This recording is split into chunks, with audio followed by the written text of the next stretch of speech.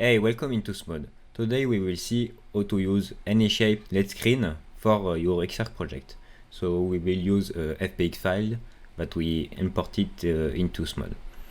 So for starting, I will convert this project made for the first tutorial. So you can download it from the Smod website, from the Academy. So you can download it and start like me from this project. So I received a FBX file that contains a curve screen, and I wanted to import it in Smod.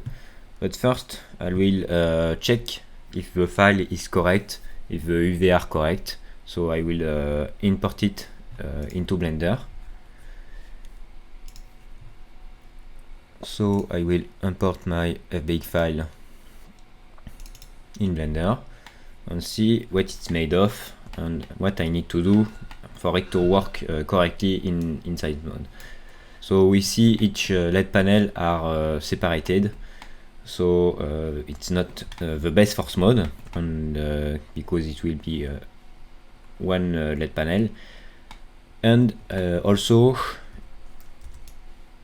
the stage is separated into two parts, so left and right. So I need to make two LED screens for this. So I will join the object simply by pressing Ctrl G. So it's join like this for the two parts of the LED screen and the active object. So now I have my two parts for my LED screen, and I will also, if we select a point, we see that it's not connected to anything. So by pressing M, we can merge the point by distance, and we will increase the distance. So we have selected all the points. If we increase it too much, we see that just like this. So we are sure that all the points nearby are connected. So let's do the same for this one. So merge by distance, so M, and like again like this. Now we see that everything is connected. Let's check also the normal orientation of the screen. So I will display the normal, and we can see it's pointing inside, so it's good for me. And again, and it's pointing outside, so I will flip the normal. So Shift N and set it for inside. Now that I have this, I will go to the UV editing section in Blender and look at the UV. So we can see every plane are overlapping, so I will unwrap it and switch to face selection.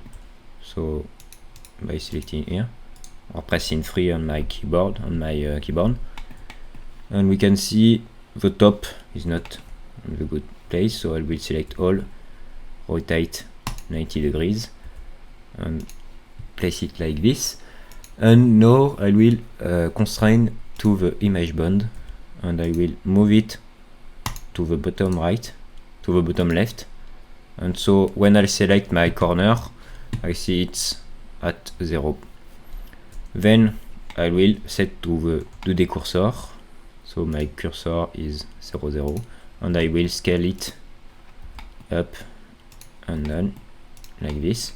So each corner are like this at the farthest point.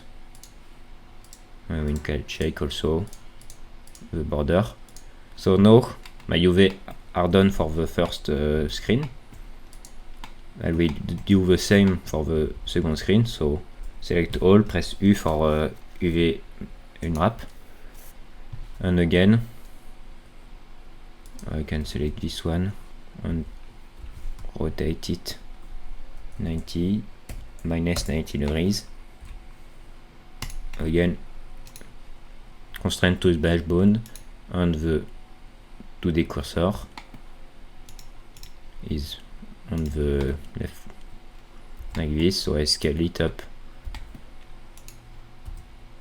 on X and on Y. Okay, so now my UV are gone, and I will rename my two screen LED and LED left and right.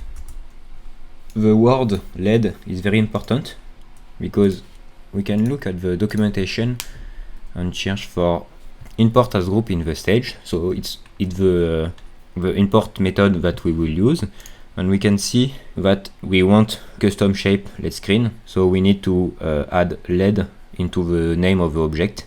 So in mode it will be converted into a LED custom shape LED.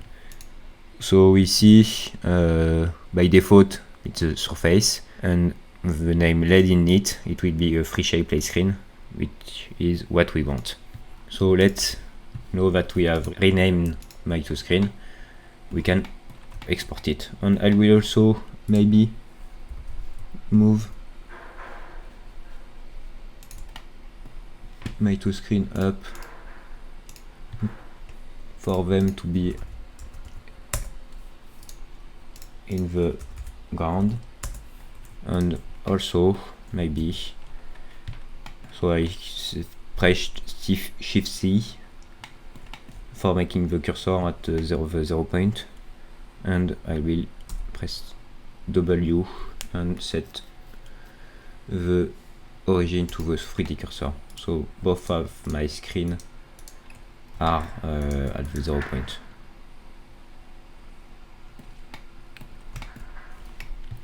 So now I can export it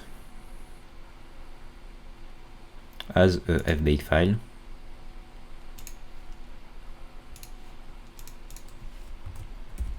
And let's see, now make like this. And now I export it, and I will import it in source mode. So I'm going to my file, and in my folder I import it as group,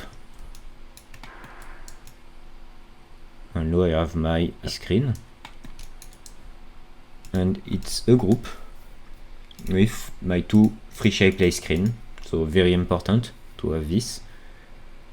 And they have no resolution, so I will set them to the processor type because it's what we want.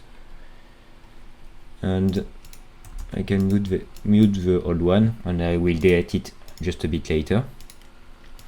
And now I need to check the resolution of the screen. So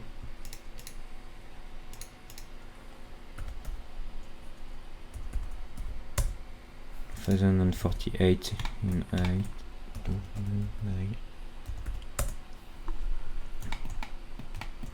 So now I have my resolution for my left right screen. I put it into my left screen, and I can check if it seems okay.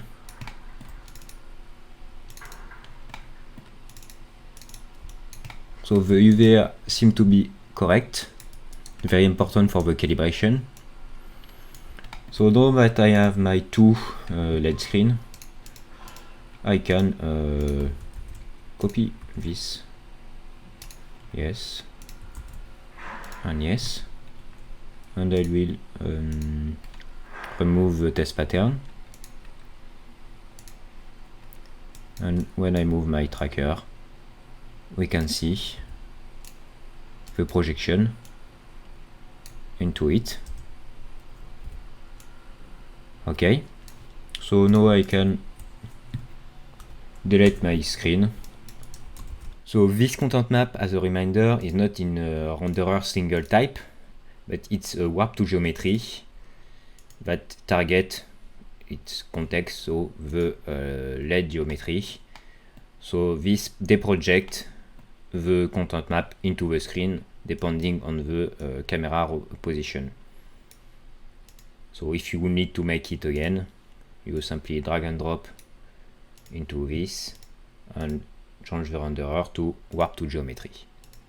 And then you can add a mask, for example, because here the border is hard, so you can add a mask and put some feather onto it. And I can go into my VFX processor and set up the mask again, because here it's disconnected. So let's connect it to the left and right, and I can remove this one, and let's change the feather, because here it's not in the good side. So let's change this top. I will put the top also like this, and again like so maybe I don't want the bottom to be to have a feather, so I will only do this, and you can choose what you want. But here I have imported my delay screen, so two parts. If you have only one part, you can do the same. It will be the same. And here we have a setup with a free shape screen. We can delete this one, the material bank, it's not useful. Now you know how to make an XR setup with any shape play screen. And remember, you can download the project file from the Smooth Academy. And thank you for watching this tutorial, and see you next time.